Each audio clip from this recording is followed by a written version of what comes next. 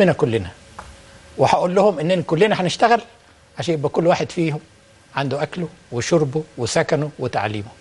ده اللي أنا عاوز أوريه. والشباب اللي هم معتصمين تقريبا عندي في البيت وبيقولوا لي لازم تترشح، ما تسيبناش.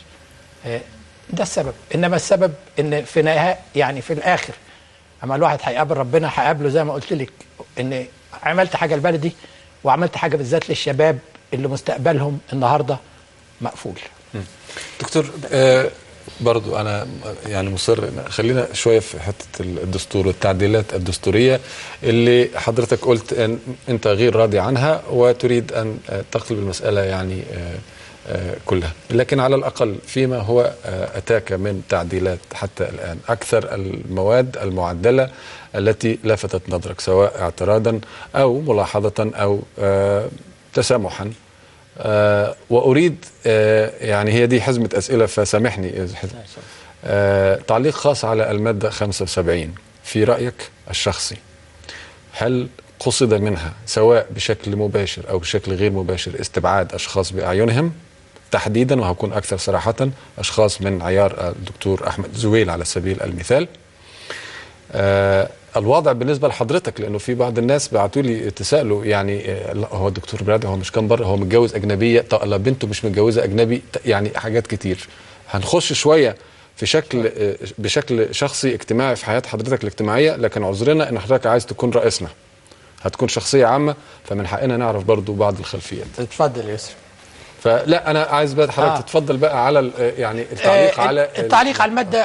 انا اعتقد انه يعني او تعديل المادة تعديل مجحف، لان كويس انه يكون الشخص مصري الجنسية، واذا كان لديه جنسية اخرى ممكن ان يتنازل عنها اذا اراد ان يترشح، انما كونه انه يعني ادين لطول عمره طالما انه حمل جنسية في اي وقت من الاوقات، يعني هذا تعصب غريب. عندما ارى ان يعني كان قريت ما كان الدكتور طه حسين الدكتور يحيى حقي كانوا متزوجين اجانب، هل كان احد يشكك في طه حسين ووطنيته وانتمائه لمصر؟ يعني يكفي انه يكون مصري ويتنازل عن الجنسيه، انما كونه انه لا يستطيع ان يترشح حتى لو تنازل عن الجنسيه، ويجب ان يكون والديه كذلك مصريين. يعني وسمعت احد اعضاء اللجنه يتكلم عن نقاء الجنسيه، الحقيقه انا زعجت اما سمعت نقاء الجنسيه دي، اخر مره سمعتها من هتلر.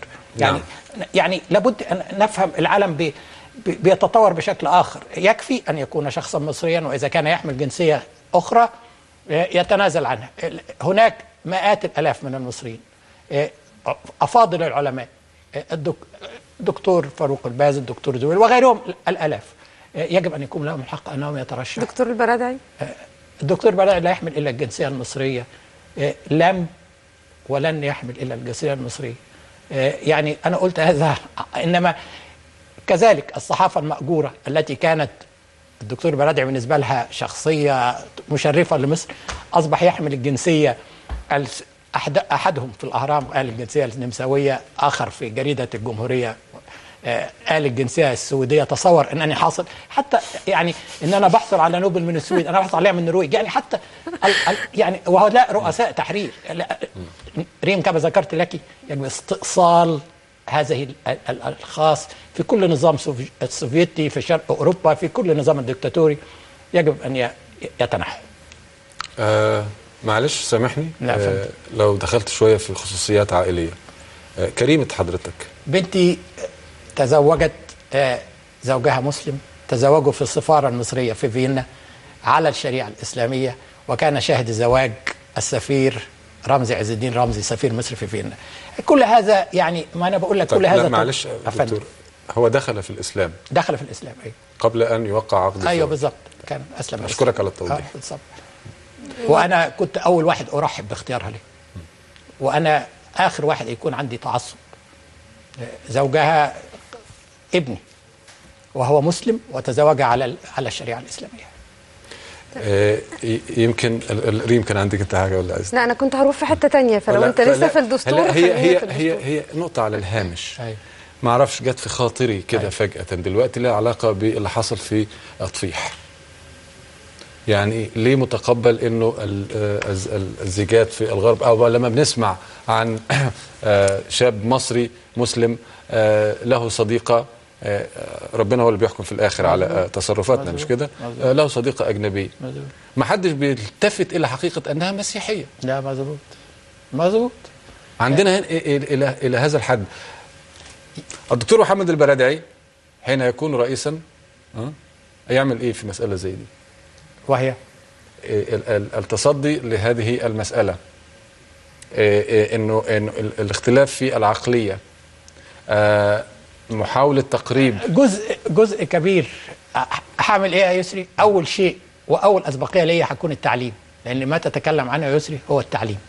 العقل، نحن القدرة على التفكير العقلاني والعمل الجماعي، دي الحاجتين اذا انا في يوم من الايام في اي منصب، الحاجتين دي اللي احنا محتاجينهم في مصر. نستطيع ان نعمل معا، ونستطيع ان نفكر بعقلنا وليس بعواطفنا. احنا النهارده بنفكر بعواطفنا، احنا بقى نحتاج الى عقلنا. العواطف لها مجال والعقل لها مجال. لابد نسينا التسامح. النهارده نسينا مفهوم التسامح اللي بتراه في كنيسه اطفيح، اللي بتراه كيف نعامل النوبيين، كيف نعامل اهل سيناء. يعني نسينا فكره اصبحنا نحن كلنا مصريين، ومصر جزء من العالم، وجزء من الأسرة الإنسانية، وجزء من الأمة العربية. إنما أصبحنا نتيجة مصر الذي أود أن أراها يا يسري، مصر مجتمع يقوم على التسامح. يتكلمون عن المادة 2 ويقولوا أن محمد البرادعي ضد المادة 2. محمد البرادعي على الإطلاق المادة 2 طبق المادة 2. أول حاجة في مبادئ الشريعة الإسلامية هي المساواة مع الرجل والمرأة، المسلم والقبطي. يعني نحن نتكلم في شعارات الآن، وفقدنا القدرة على التفكير العقلاني. كل هذا ده أول حاجة لازم تعمله. ابني إذا كنت النظام السابق رئيس مبارك كان بيتكلم، أصبحنا عبء عليه المصريين، يعني عبء إن إحنا بنخلف كتير. أيوه عبء أما يكون عندك 28% من المصريين ما بيقراش ولا يكتب، طبعا عبء. علم المصري، خليه يصنع العلم ويصنع الحضارة ويصنع الإنسانية. هيبقى زي التركية بتدي يعني مكافأة للي يخلف، لأن الطاقة البشرية هي دي قوة. الصين النهاردة 1.2 بليون، شوف الصين فين. الطاقة البشرية احنا مصر.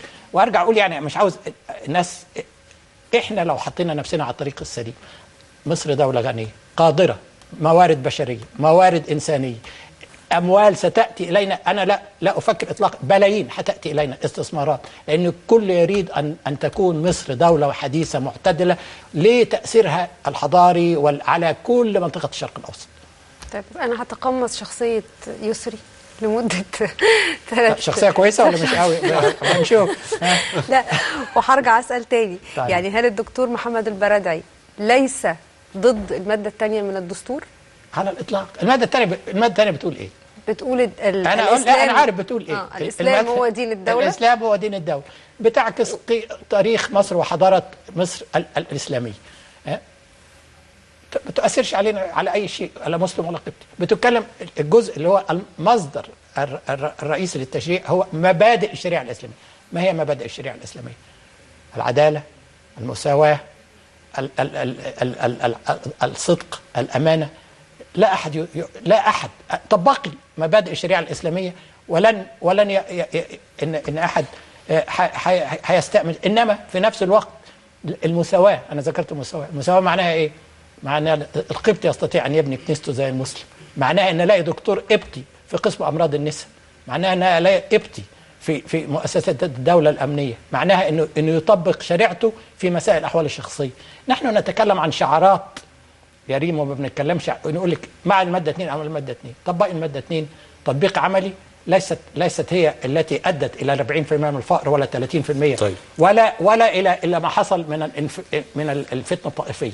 طيب. نخرج من الشعارات ونتكلم على واقع الأرض. هذا هو التفكير العقلاني. طيب، حتى يكون الاقتباس دقيقا، لأن حضرتك أشرت إلى الشريعة الإسلامية، واللي يعرفوه كتير عن حضرتك إنك إنسان ليبرالي، والكلمة دي يبدو إنها بقى كلمة يعني مقربة كده من حاجة قلة أدب.